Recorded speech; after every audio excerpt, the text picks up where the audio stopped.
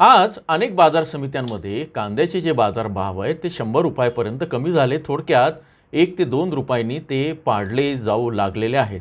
याचं कारण नाफेडच्या खरेदीचा दर सांगितला जात असला तरी प्रत्यक्ष याचं कारण वेगळंच आहे. जे आम्ही आता काही जणांशी बोललो त्यातून इंधन दरवाढ हे कारण आहे. पण 3 रुपये वाढ म्हणजे कांद्याचे प्रति किलोचे 1 ते 2 रुपये बाजारभाव पाडणं हे योग्य आहे का? प्रत्यक्ष ट्रान्सपोर्टला किती खर्च येतो? प्रत्यक्ष एका किलो मागे तो 1 पैसा ते 10 पैसेच वाढलेत का? या सगळ्यांचा विचार आपण करूया आणि तुम्ही सावध राहावं या हेतूने हा व्हिडिओ करत आहोत. शेवटपर्यंत पहा जेणेकरून मागच्या व्हिडिओप्रमाणेच तुमच्यामध्ये या सगळ्यातली माहिती मिळेल आणि तुम्ही जागृत व्हाल. नमस्कार. ॲग्रोशिवारमध्ये आपल्या सर्वांचं स्वागत आहे. आज आहे शनिवार दिनांक 16 मे 2026. आजपासनं आज सकाळच्या सत्रामध्ये लासलगाव आणि पिंपळगावला जे कांद्याचे बाजारभाव होते कालच्या आणि परवाच्या तुलनेत ते साधारण 70 ते 100 रुपयांनी पडलेले आहेत. सुरुवातीला काही माध्यमांनी आणि अशी काही कारणं आलीत की हे नाफेडचे जे 1235 रुपये खरेदी दर आहे त्याच्यामुळे पडले की काय. आता नाफेडचं आणि ॲग्रोशिवारचं नाफेडबद्दल काय मत आहे हे आपण नंतर सांगूच. शेतकरी संघटनेचे प्रतिनिधी आणि त्यांनी त्यांची मतं मांडलेली आहे. माझं आणि ॲग्रोशिवारचं मत मी तुम्हाला 1-2 दिवसांनी ते सांगेन.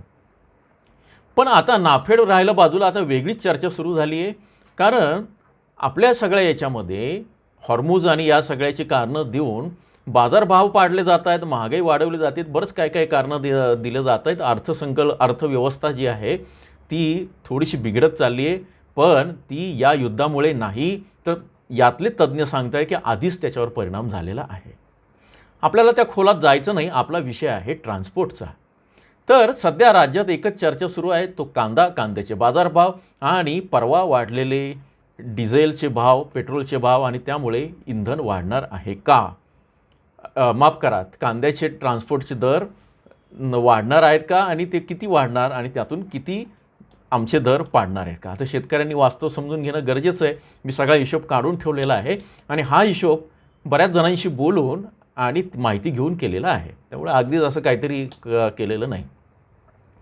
तर डिझेल किती वाढलं तर 3 रुपयांनी प्रति लिटर वाढ झाली. आता प्रश्न असा आहे की ट्रक, ट्रॅक्टर आणि पिकअपवर किती परिणाम होईल या सगळ्या याच्यामध्ये आणि त्यातून कांद्याच्या प्रति किलो खर्च किती वाढायला पाहिजे ते बघूया.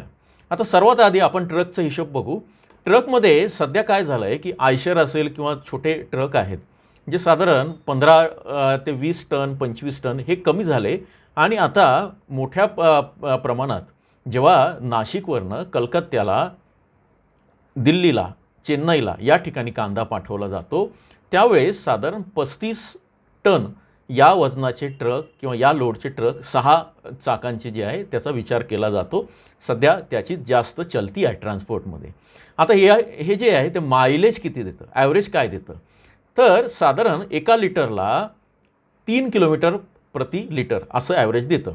आता हे 3 किलोमीटर जे आहे हे कमीत कमी धरलेलं आहे. प्रत्यक्ष किती आहे ते साधारण लोड असेल तर ते 2.5-3 किंवा फार फार तर 4-4.5पर्यंत पण जातात, 5पर्यंत पण जातात. आता हा दोन्ही बाजूचा खर्च धरलेला आहे. आपण मग काय केलं, या ॲव्हरेजवरनं दोन्ही बाजूचा म्हणजे नाशिकवरनं दिल्लीला ट्रक गेला आणि दिल्लीवरनं परत आला. म्हणजे बाबा तुमचं दोन्ही बाजूचा खर्च असं नको व्हायला की एकदाच धरला आणि मग तो कमी आहे. तर त्यानं काय काय फरक पडतो ते आपण बघूया. आता आपण काढलं नाशिकवरून कोलकाताला ट्रक जाऊन परत आला तर दोन्ही बाजूचं अंतर आहे 350 किलोमीटर. अतिरिक्त खर्च आता हे जे 3 रुपये वाढले त्यामुळे किती होणार आहे, तो 350 रुपयांचा खर्च होणार. आता प्रति किलो कांद्याला किती खर्च वाढणार आहे? प्रति किलो 11 पैसे वाढणार आहे. जर कोलकाताला जर कांदा पाठवायचा असेल तर प्रति किलो 11 पैसे खर्च वाढणार आहे. आता दिल्लीचं बघूया. नाशिक ते दिल्ली हे येऊन जाऊन अंतर 2800 किलोमीटर आहे. याचा खर्च 2800 रुपये वाढला. प्रति किलो 8 पैशांचा खर्च वाढला. नाशिक चेन्नई 2700 किलोमीटर आहे, 2700 रुपयांनी खर्च वाढला.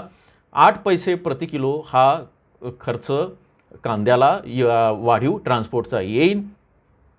नाशिक मुंबई हे अंतर 360 किलोमीटरचं आहे दोन्ही बाजूनं.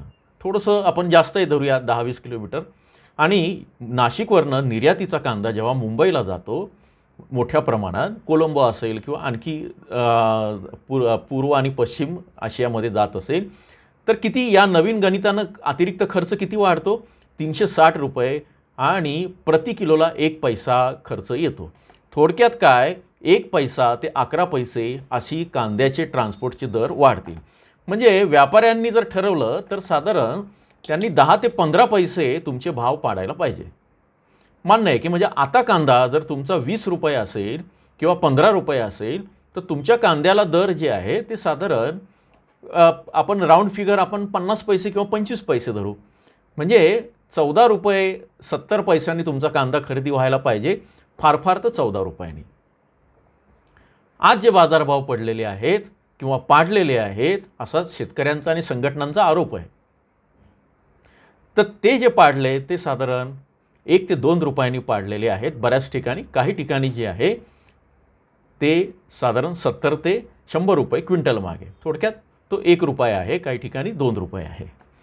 आता या सगळ्याचं गणित तुमच्या लक्षात आलं असेल की जर असं असेल तर प्रत्यक्ष भाव कितीनी कमी करायला पाहिजे? ते 15 पैसे 25 पैसे. आता हा आकडा काय जरा समजून घेऊ. सर्वात लांबचा आपण बाजार धरला कोलकाता. तिथं 3 रुपये डिझेल वाढीमुळे 35 टन कांद्यावर अतिरिक्त खर्च 11 पैसे प्रति किलो येतो. दिल्ली चेन्नईसाठी 8 पैसे आहे, मुंबईसाठी 1 पैसा. आता जर असं कोणी सांगत असेल की डिझेल वाढलं म्हणून कांदा 1-2 रुपयांनी कमी घ्यावा लागेल, तर या हिशोबात किती फरक दिसतो ते तुम्ही बघा. यातनं जाणीव जागृती तुमच्यामध्ये यायला पाहिजे. आता दुसरा जो तुम्हाला अतिरिक्त खर्च येणार आहे, ट्रॅक्टर आणि पिकअपच्या माध्यमातनं, ट्रॅक्टरच्या ट्रॉलीच्या माध्यमातनं तुम्ही कांदा बाजारात आणता. पिंपळगाव असेल, लासलगाव असेल, अहिल्यानगर असेल, शेतकरी साधारण 50 किलोमीटरच्या परिसरातनं येतात. म्हणजे दोन्ही बाजूला 100 किलोमीटर अंतर होतं असं आपण धरू. हे जास्तीत जास्त आहे, प्रत्यक्ष याच्यापेक्षा कमी असेल. तर पिकअपसाठी जे मायलेज आहे ते साधारण 10 किलोमीटर पर लिटर आणि यासाठी जो खर्च येणार आहे तो 10 लिटरचा लागणार आहे 100 किलोमीटरसाठी. थोडक्यात या डिझेल वाढीनंतर 30 रुपयांनी तुमचा खर्च वाढेल. आणि ट्रॅक्टर आणि ट्रॉलीचा खर्च 5 किलोमीटर पर लिटर असं ॲव्हरेज जर ट्रॉलीनं दिलं, ट्रॅक्टरने दिलं, तर 20 लिटर लागेल आणि 60 रुपये अतिरिक्त तुम्हाला खर्च येईल डिझेल वाढीनंतर.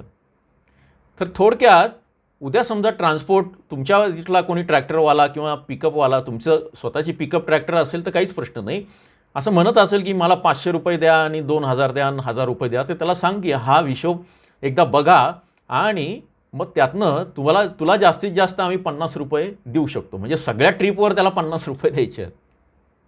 तर इथंही जागृती आली पाहिजे. या सगळ्यांचं गणित समजून घ्यायला पाहिजे.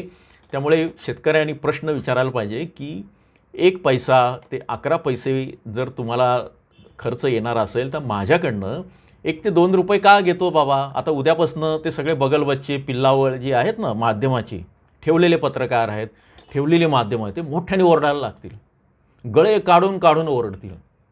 आणि काय? आणि मग काही जण काही धेंड येते असं प्रतिक्रिया पण देतील बाजार व्यवस्थेतली.